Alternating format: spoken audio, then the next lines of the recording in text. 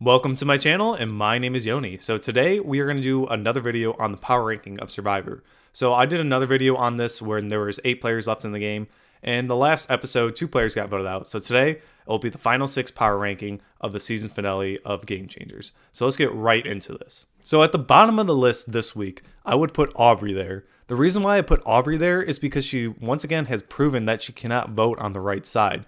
In this season, it's been rarely that she's voted on the right side. And once again, with these 2 votes for these 2 tribal councils this episode, she did not vote on the right side. She tried to vote for tie, and she tried to vote for tie again, I think. So she has proven again that she cannot figure out what people are doing in this game, which is a complete 180 of her last season when she played a phenomenal season and voted mostly on the right side. So it's kind of weird to see this from Audrey, from being a great player and being bottom of the player this time around. She's also made no big moves in this game. She tried to last time by voting out Ty, which I think was the wrong move, because she could have voted out maybe Brad or Sara, the top 2 players in my eyes of this season.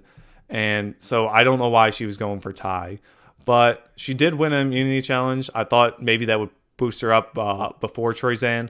But once again, she didn't vote on the right side, and she was making the wrong move. So that's why I put Audrey at number 6. So at number 5, this really wasn't a hard decision for me to put this person on this spot of the power ranking. So at number 5, I would put Troyzan there because he has been a follower of Brad way too much in this game, and that's never a good thing, because if he does get to the final 3, the jury will just look him as a goat or a follower in this game and never separate himself from anyone in this game but just a follower. So that's never a good thing to do in the game of Survivor, because people will not vote for you at the end of the game because you have proven that you have not played the game of Survivor in a strategic manner.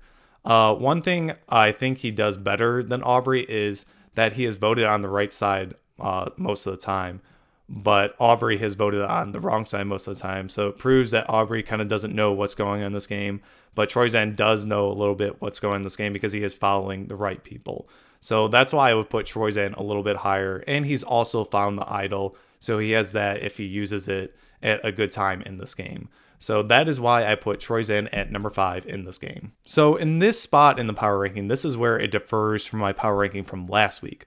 So at number 4, I would put Surrey there because she made a horrible decision of trying to use Sara's steal a vote when she gave it to her, and it was non-transferable. So that looks horrible for her because she did a mistake at jury and making herself look a little stupid because she didn't read how she can use the vote. And Sara looked good because she said it's non-transferable and you can't use it. So she lost Sara's trust right there, and she lost one of her biggest allies, Michaela.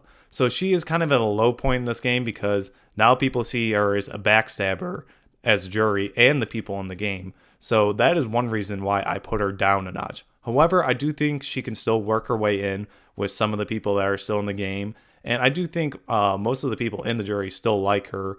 So I do think she can have a chance if she has Audrey and Troyzan with her at the final 3.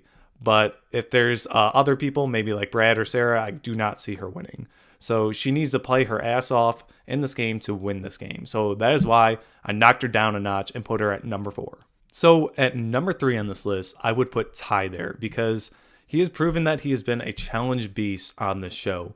He didn't win any of the 2 individual immunities in the last episode, but in majority of this season, he has gotten first a couple of times and basically been in contention of getting first in most of the individual immunity challenges. So that is one good thing he has going for him if he does get to the final 3, saying that he has been a challenge beast in this show. Also, he has found 2 idols in this game, which can help him get to the final 4 if he uses them at 6 and 5 for himself. We'll see how he uses them. We'll see if he uses them for someone else. But in my eyes, he should use them for himself and get to the final 4. And one thing that moved him past Surrey in my eyes for this power ranking this week is he did not use his idol when Sara stole his vote. At that time, I thought Sara was going to vote for Ty and vote him out. But in my eyes, I would have used the idol if I was Ty. But he trusted Sara, and he was right and kept both of his idols. And that's a great thing that has for his resume, is that he still has those 2 idols. He trusted her and knew where the vote was going to go in that vote at 7.